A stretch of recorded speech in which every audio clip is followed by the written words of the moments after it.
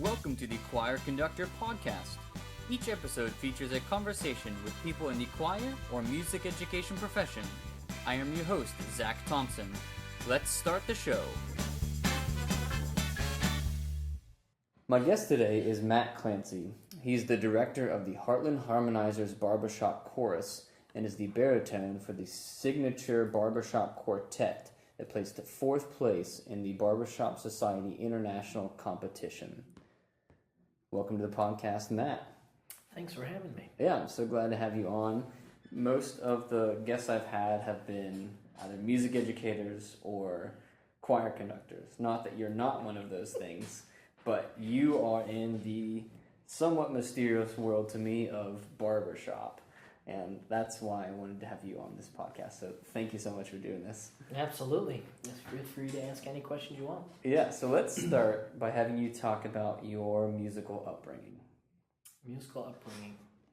So I actually grew up in a very non-musical family.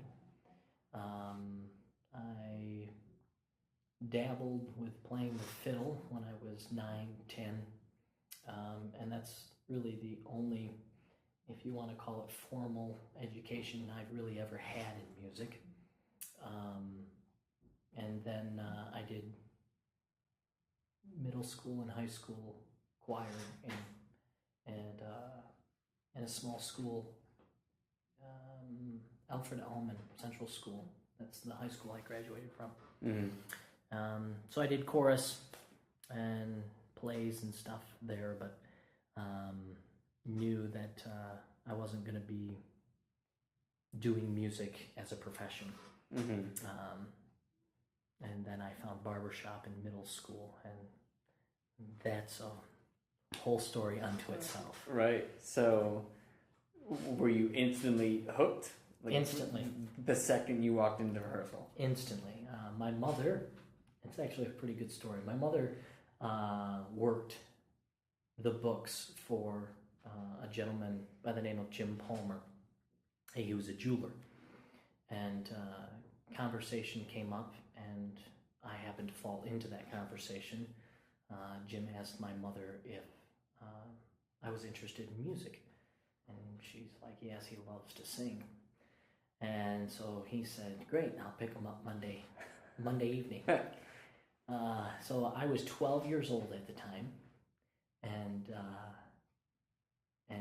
Monday rolled around, and he came in his little PT Cruiser and beeped the horn. And I said, Mom, there's somebody out here. She's like, oh, I forgot. You're going with this old man to a chorus rehearsal. I said, okay, sold. So I went and sang with the Maple City Barbershop Chorus. And my first tag I ever sung was in Dixieland, Where I Was Born. And that was the first time I ever heard 4-part harmony. Uh-huh. And I was hooked. I signed the papers, became a member that night. And, wow. And that was 15 years ago now. Yeah. Yeah. And then you kept going from in middle school and high school? Yep. And then what did you do after high school? So after high school, I went to Alfred State College. And basically I went to college because everybody said, you have to go to college. Uh-huh. And I studied liberal arts. And continued on through barbershop through that, got into a few college quartets, competed internationally, didn't do nothing, didn't place last, but yeah, I mean you got the experience. Though. That's right, absolutely, and because of that experience, I can say that barbershop has had a huge impact on my life in the sense of just getting me away from home. Like I got to go out to California 3 times before I ever even saw the Atlantic Ocean, right? And you grew up in New York. And I grew up in New York. So I got to do a ton of traveling at no expense to me. The Barbershop Harmony Society is wonderful for that stuff. Mm-hmm. Making sure that this spreading, what we call the barbershop bug into the younger generation and making sure they don't have to pay for it. Right. Which is pretty important. So I got to travel all over the country. And through my college years, then I went and became a manager at a convenience store for a while and got paid awful and said, I'm not going to do this for the rest of my life. So then I went to school to become a medical massage therapist. And that's my career right now. Yeah. But it's a career that's given me the ability to do all the music that I want. Right. Which is very important to me. Right. And are you almost, do you set your own schedule? Mm-hmm. I'm my own boss. It's probably, if I wasn't going into the education route, I would want something like you. You set your own hours, you do your own thing, and you get, you have, if you don't want to work on this certain day, you don't have to. You have this certain time, and then you get to really go into your passion, which is, music. Not that massage therapy isn't your passion, but it's just different. No, it's fair to say that barbershop is definitely my true passion. Yeah, and you get both sides of, you get a nice fulfilling career, plus you get to do what you love, which is music, and that's excellent. So, talk about how you got into the barbershop scene here in Florida. Okay, so this actually had to do with my real career, massage. I specialized in joint and elder care when I was going through massage school. So there's a lot of old folks here in Highlands County. Yes. So the gentleman who actually got me into barbershop actually moved down here 7 years prior to me moving down here. And I basically called him one day and said, hey, you got a lot of old folks down there. It's Florida, heaven's waiting room. And he goes, yeah, we got plenty. So the next day, I packed up my car with as much as I most possibly could put in it, and I drove down here to Florida without a job, without a place to stay, with only knowing one person, period. Oh, wow. And basically, what I was doing was I basically lived off of my life insurance policy that I had from when I was a young kid. And I went 7 months without a job. So that was a little bit of a stressful portion of my life, but I made it through just fine. Then I started singing with the Heartland Harmonizers, which is now the chorus that I direct. And I joined a few quartets in South Florida, got acclimated down there, and it was actually a barbershopper, not to backpedal too much, but it was actually a barbershopper who I met in the chorus that had an extra fifth wheel that he was willing to rent to me for 6 or 7 months. Nice. So he gave me a good rate, so yeah, I took it. So I lived in a fifth wheel for like 7 months. Oh, wow. And then finally landed a job to where I am right now. And that's in Lake Placid, by the way. I live in Lake Placid. Yeah, so that's the story of how I actually got down here. Wow.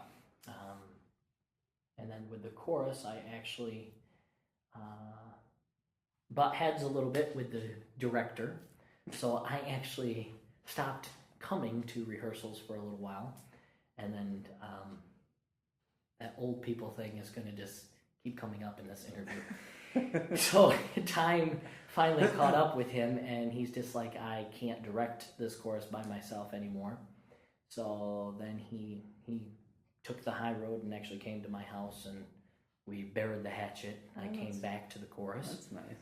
Yeah. And then the next year he was going to hand the reins off to me, and he was going to be my assistant director, and he ended up passing away. Oh. So now I'm stuck with the chorus all by myself. So they're a lot of fun though.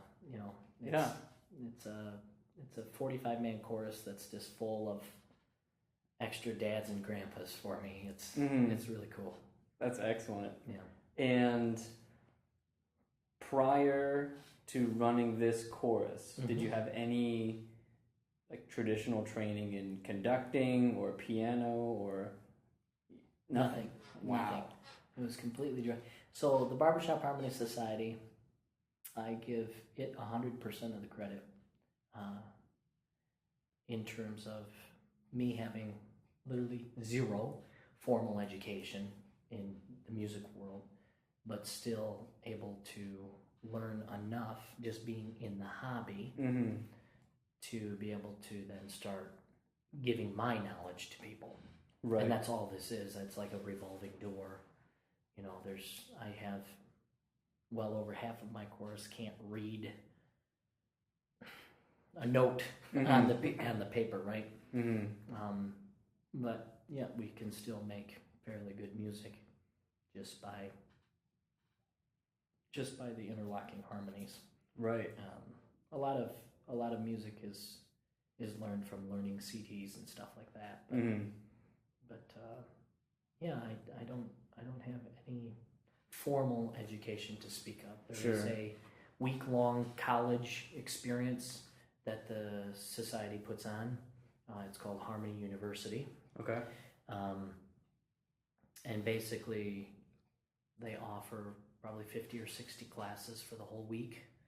And you can go and just immerse yourself in just deep, hot barbershop for the whole week. Nice. And they have, you know, conducting, and they have arranging and all that other stuff, you know, proper vocal technique and all that stuff.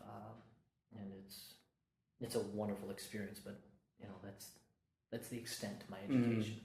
Yeah, I mean, I was very impressed because I've seen you in a couple different concerts conduct, and then I saw you in the rehearsal. So I mean, I'm very impressed that you have, like, what you say, no quote unquote formal training, but I mean you've been involved in it and you've learned through all this osmosis. So, and I mean you definitely know what you're doing.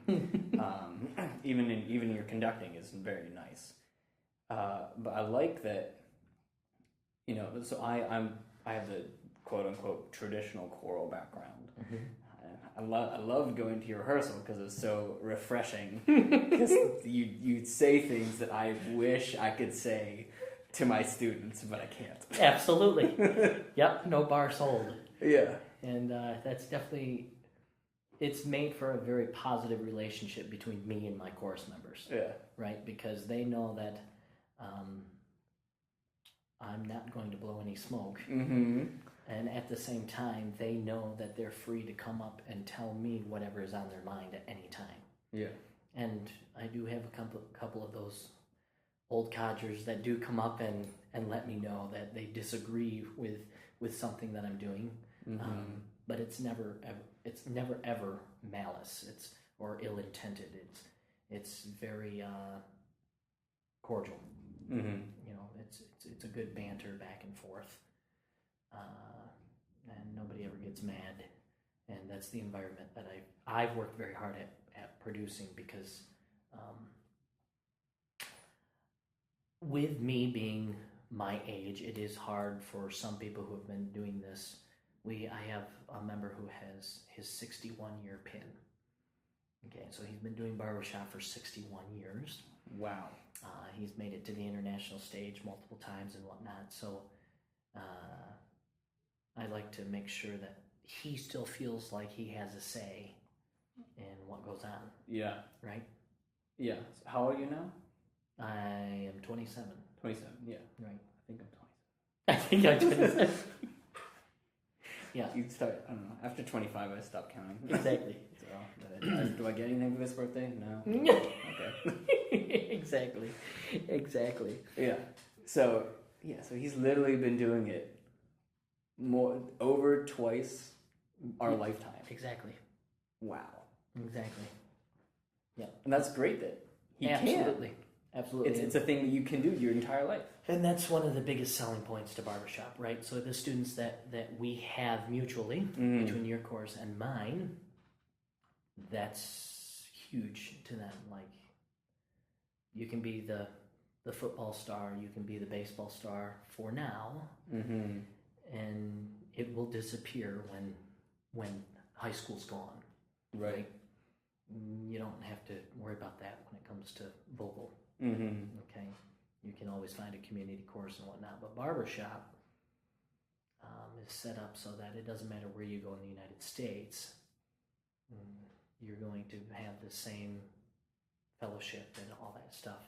And it's not just the United States. There's 800 Barbershop chapters in the United States, and we have affiliates in 12 other countries. Oh, cool. So everything from Sweden to Germany to Ireland to South Africa. We just started the first chapter in Brazil. We got them in Japan and Australia and New Zealand, and they're all over the place. That's crazy. So it's truly an international organization now. And so for the international competitions, it's truly international. You'll get truly like a barbershop group from Sweden come in. Yep. And that's who actually kicked our butts this past year. The Swedes. Swedes. Yeah. That's awesome. Yeah. And I'm assuming, I'm like totally ignorant. Do they sing in English or do they do a little bit of both? Yeah, so there's the bylaws of the society say that you have to sing in English. You have to be singing 4 parts at all times. And you also have to have the melody predominantly in the lead line. So you basically doo-wop is not allowed on the international stage. You have to sing barbershop, which our staple is, of course, that minor 7 chord. That is the barbershop staple. Right. You have to have. They've kind of gotten lax on this now, but it used to be they wanted 33% of the chords to be a barbershop 7th. So we actually had music judges in the pit who would actually sit there and count the amount of 7ths that they heard. Oh, so they'd like go through and analyze? Like, well, you only had 32. Exactly. Sorry. So you may get DQ'd on just that alone. That's so intense, but so cool. Yes, it is very intense. It is very intense. That's awesome. Yeah. Cool. Yeah, that totally just blew my mind. Yeah. So, talk to me now about you, and I'm so thankful that you do this. You run an after-school barbershop group for just Sebring High School guys. Yep. And I'll talk about the benefits that I see from it, but how did you start to do that? So Jim Ladd, the gentleman who has the 61 years of membership, he started this. He was a principal or an assistant principal here in Highlands County maybe 15, 16 years ago. He was a principal up in, I think he's from Indiana. Okay. No, Ohio. He's from Ohio. So he came down here, he retired down here, and then became an assistant VP, I guess, to pass time or something. I don't know. And he actually started the first barbershop group with Mrs. White. Okay. Okay. And then Mrs. White retired, I think, in 2006. Yeah. And Miss Hawks took over. And she allowed him to keep going. And then another one of my course members took it over, Rex Darrow, who was a retired principal from Miami-Dade. And he worked with him for a couple of years. And then I moved down here and took it over 4 or 5 years ago. So Miss Hawk and yourself have been gracious enough to let me pirate, some of your students. Yeah. And really, we've had our ups and downs in terms of the membership. But right now we're doing okay. I have the 9 or 10 guys that show up, which is fine. Yeah. It seems to me it's like consistently about like 8. Yeah. some days you'll have 16, and then Yeah, the next day you'll have 4. Like, what happened to everybody? Exactly. But yeah, it seems there's like a nice core Yep. of 8 or so guys, and those guys, that's all they want to do. It's at any time, like, "Dad, Mr. T, did you listen to this thing? By this quartet, we did this," and like, yeah. But like I love it because like they're excited about singing, and guys in America, unfortunately, aren't supposed to be. Right. That's what society tells you. Oh, that's not for you. Right. Which is a shame. And it's an uphill battle that it is. That choral groups have to fight. Yeah. Right. But luckily, we are making a valiant effort. Yeah. Through the Barbershop Harmony Society. Yeah, and I can tell the difference in my traditional choir, especially when we do a cappella songs, because they have the ears, they're listening for the tuning, and they know how to do the different placement of the singing for different styles, and they just understand better than someone that's not in barbershop. So they are really the leaders of the group, especially for the guys when we go and do sectionals. But I mean, huge benefits overall. And I went to the Florida Music Educators Conference, and they did a session about it was Crossroads, right? And they did a session about barbershop, and everyone I was talking to said, "Yeah, we have a barbershop quartet, but it's really the benefit is the traditional choir." Yep. So, so I think the moral of the story is, if at all possible, whatever choir program you have, get the guys to start doing barbershops somehow, some way. In terms of intonation and allowing maybe a more specific vocal style, it's definitely beneficial to any vocal ensemble. Yeah. But I think for the most part, the biggest thing that draws people to our style is that lock and ring, right? So I preach it all the time to my chorus members that other choral groups tune, but barbershoppers tune with passion. Like, that's our thing. And the lock and ring is just our staple. So if it ain't locked and it ain't ringing, it's not worth singing. Right? That's great. So, and the higher you go in terms of maybe at the competition level, the higher you go, the more that desire's there. Yeah. Right. So I think you had the pleasure of listening to Crossroads while you were up there. Amazing. Yeah, and those are 4 guys who have been barbershoppers for a long time. Yeah.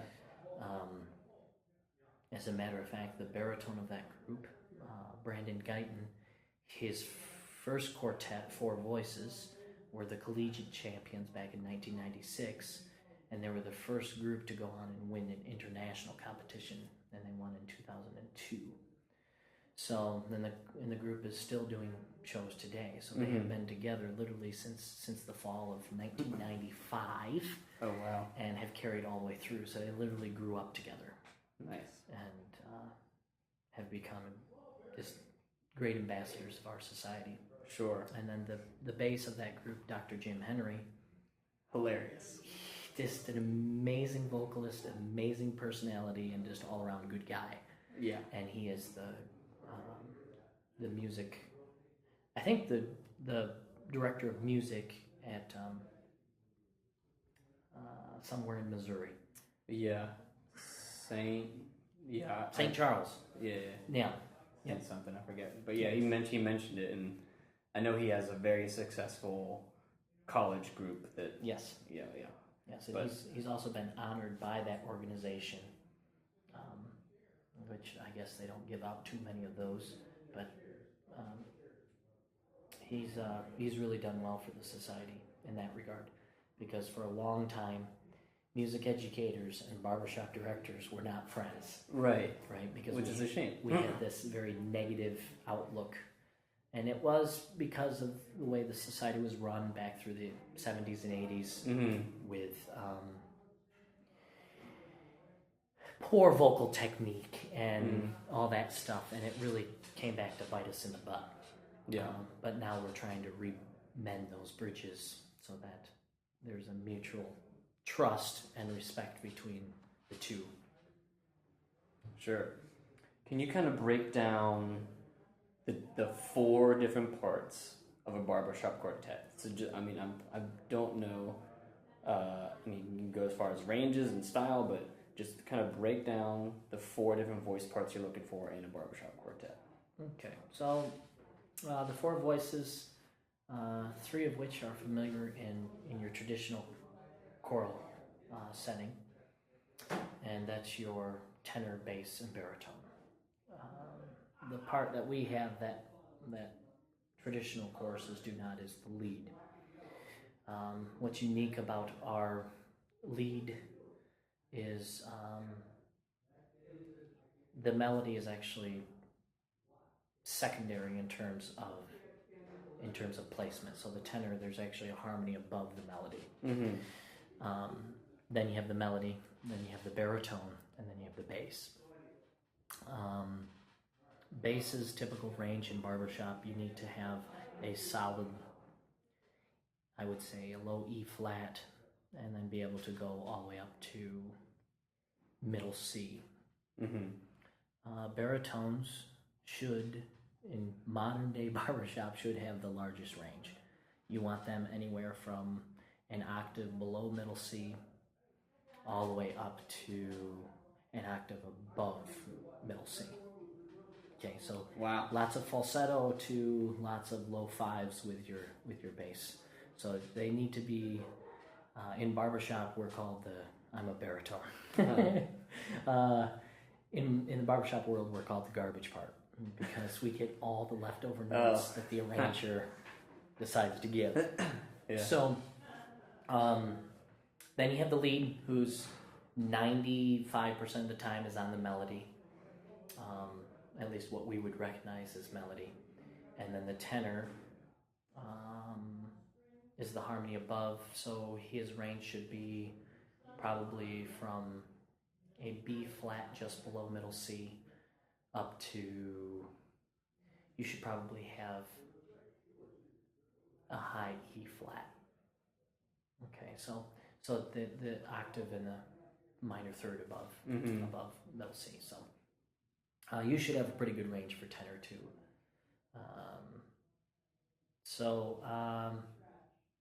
Those are basically the 4 parts, just in a nutshell. Barbershoppers like to use ice cream for everything, so our analogy for that is that the foundation of the sundae is the bass part. That's the ice cream. The lead is the whipped cream. It's what everybody sees and everybody thinks of when they think of a good sundae. The chocolate syrup is the baritone who just kind of flows in everywhere and does what he needs to do. And then the cherry on top is the tenor who just kind of adds that sparkle to the sound and gives us our barbershop feel. Yeah. So barbershoppers do 3 things really well in life. They like to sing, they love to drink, and they love to eat ice cream. Those are the 3 things that we do really well. That's awesome.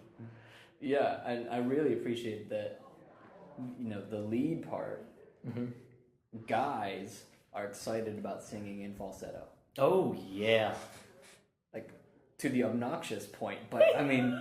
I know, like, what kind of guy wants, that's unheard of. Yep. You couldn't pay people to do that before. Now they're like, did you hear how high I can sing? And they just go for it. And it's awesome. Yep. Great. We have a great, just some great vocal groups. Crossroads being one. Vocal Spectrum is another one. But Tim Warwick, the tenor of Vocal Spectrum, has really, really brought in the really high screaming tenor stuff, and has, for lack of better terms, made it cool to be able to sing that high. Right. So kids are having the opportunity to hear at a very high level, I might add, what good falsetto singing can sound like, right, and how it's very much needed in the barbershop style. Mm-hmm. Yeah, and if you start to cultivate that, you know, the power and like finesse of your falsetto, you can make a full-time career being a countertenor. Like that could be your job. Absolutely. I mean, it's beautiful when it's done correctly. Yep. Beautiful. And there's these kind of crossover groups, you know, Chanticleer or Contus. They're kind of bringing this whole thing, just the guys singing 4-part, but with, you know, the falsetto, and there's all these kind of cross between barbershop and traditional choirs. But that's, you know, it's another thing that even that the guys want to be a part of that. Absolutely. Excellent. Absolutely. And groups, you know, like Pentatonics and Home Free and stuff, just bringing the a cappella back into the limelight, because it was huge back in the 50s and 60s. You know, a cappella music was very much alive. And, you know, by the mid-'80s, the Barbershop Harmony Society had a membership of almost 40,000 members. But that number has dwindled to, I think we might have 21,000 now. Oh, wow. So it's almost been cut in half. You know, and a lot of that is for that reason. It wasn't cool to sing anymore. Right. And singing became what we call a spectator sport instead of something that you could be active in. Right. Yeah. Let's kind of change it up a little bit. So, I mean, you're young as it is. So I normally ask people what advice they'd give their 25-year-old self. But let's just say, what advice would you give your high school senior self? High school senior self. I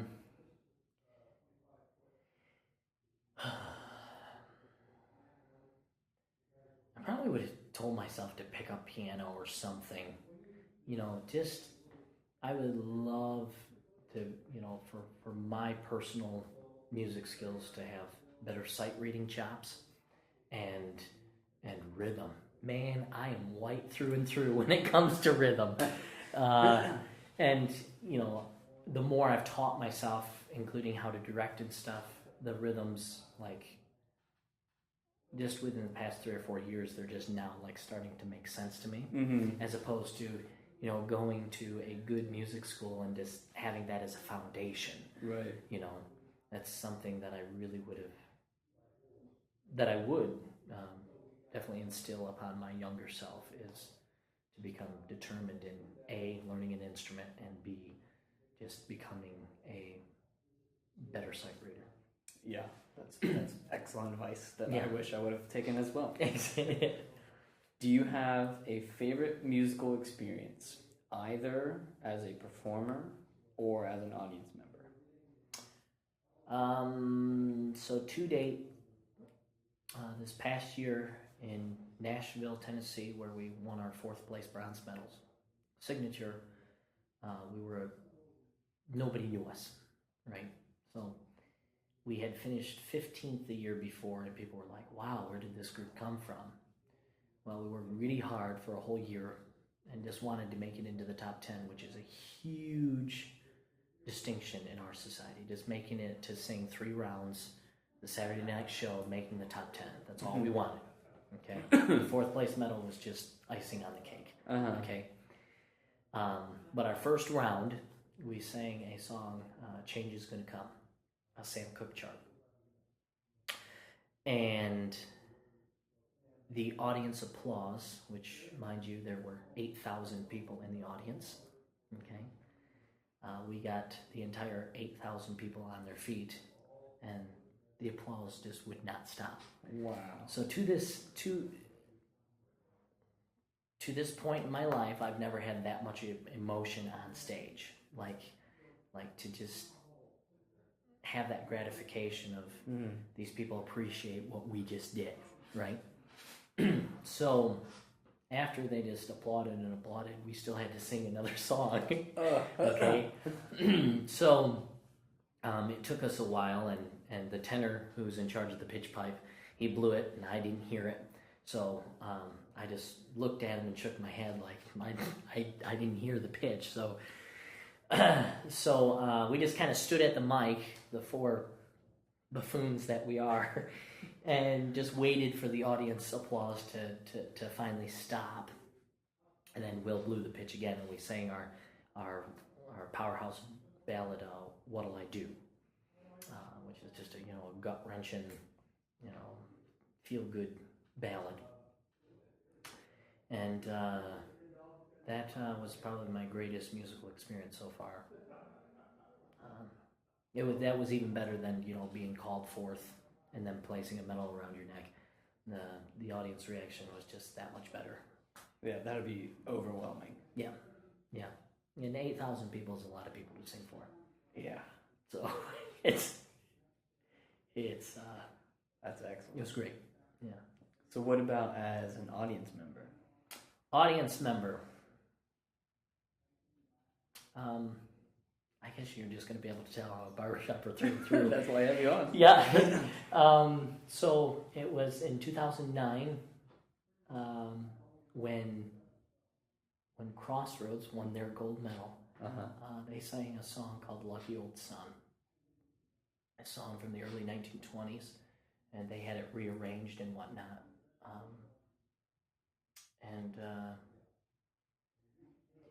One of the other bylaws and regs in the society is you're not allowed to do spirituals on the international stage, right? No patriotic stuff, no spirituals. Okay? So, Lucky Old Son, I would put in the category of spiritual. But they made it through because they convinced the judges that it wasn't a spiritual, it was more of just a heartachy old man who's just kind of remembering his past, right? So that's fine. It's fine. But when they finished their song and they got to the tag of Lucky Old Song, or Lucky Old Son, that performance was so powerful, nobody even applauded at the end. Silence. It was completely silent. And then people started to clap, and it was, without me exaggerating, it was probably a 3-minute applause, which is huge, and seeing how much emotion, they got all teary up on stage. That, as an audience member, was super impactful. Yeah. It was unbelievable. And it was well-deserved. Still to this day, I watch it and I get goosebumps watching the video because I know how I felt in the auditorium. So that's excellent. It was wonderful.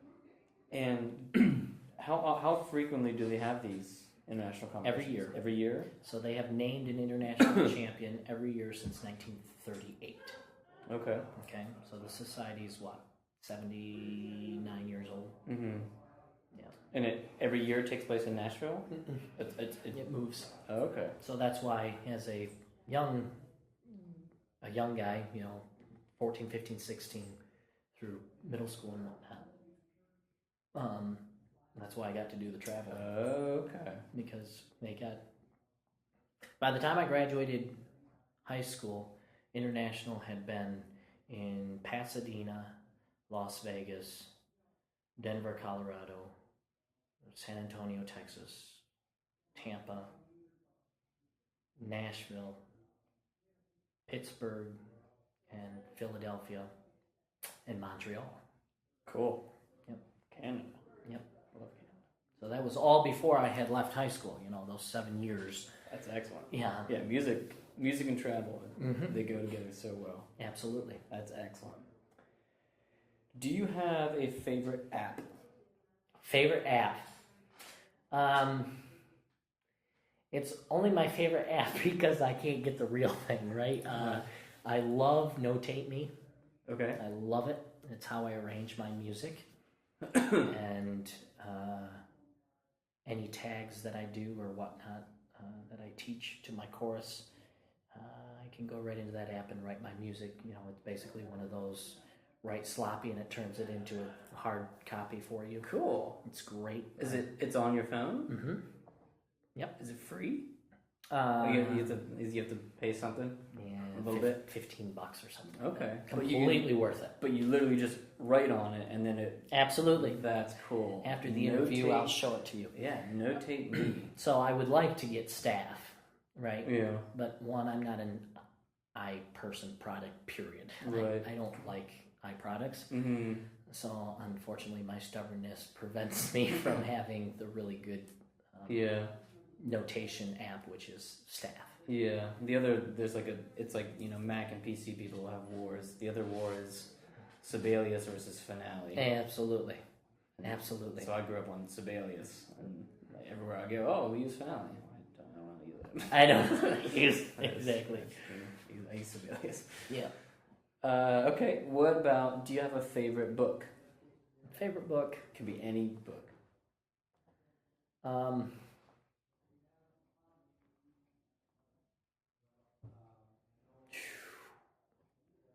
That's a tough one.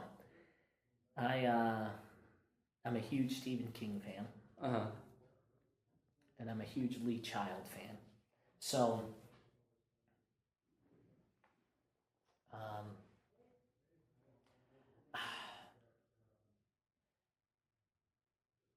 I'm going to go with a historical nonfiction. It's called The Creature from Jekyll Island. It's actually how the creation of the Federal Reserve came to be. And I'm a history buff guy, so I'm going to say that's probably my favorite book. That's cool. Is The Creature from Jekyll Island. Nice. So, other than music, yep, do you have any hobbies? I'd love to say yes, but I really do not have time. My week, as it is, I barbershop 6 out of the 7 nights out of the week. So this is where I state that, I'm 27 and would love to be married, but if I were married right now, I'd guarantee you I'd be divorced. Okay? I am married to my hobby right now, and 6 nights out of the week is just a lot of time to do anything. Yeah. And then I have a job on top of it. Mm-hmm. So, love watching TV when I have an opportunity, video games once in a while, but my life is basically massage and barbershop right now. Sure. Yeah. So let's kind of wrap it up because I know you have a rehearsal coming up here in a few minutes. Can you talk about, I normally just ask people for their programming from the upcoming season, but you have kind of 2 or 3 different facets. You have your barbershop quartet, you have the Heartland Harmonizers, plus you have my high schoolers. Mm-hmm. So can you talk about, actually they're all 3 coming together on a concert. Yes. So can you talk a little bit about that concert that's coming up? Great. April 8th at the UCC up in Avon Park. That's the Union Congregational Church. The Heartland Harmonizers are putting on a barbershop show called Shave and Haircut. Signature is the headlining quartet. And then, of course, I have the boys' high school group opening up the stage for Signature. So they're going to kind of be our... Do they have an official name yet? I don't think they do. We've never had to have one, but now we're going to have to. So that should be a pretty good show. We're expecting to sell pretty close to 1,000 tickets. So great. Yeah. Well, excellent. Well, again, thank you so much for doing this, and I'm so happy that I'm living in a place that barbershop is alive and thriving. I'm happy that you have that opinion of barbershop. It's very refreshing. So, well, thanks again, Matt. Absolutely. Thank you for listening to the Choir Conductor podcast. Please subscribe to our podcast on iTunes and leave a review. Go to zachthompsonmusic.weebly.com for show notes, an archive of podcast episodes, and free compositions. Have a great week.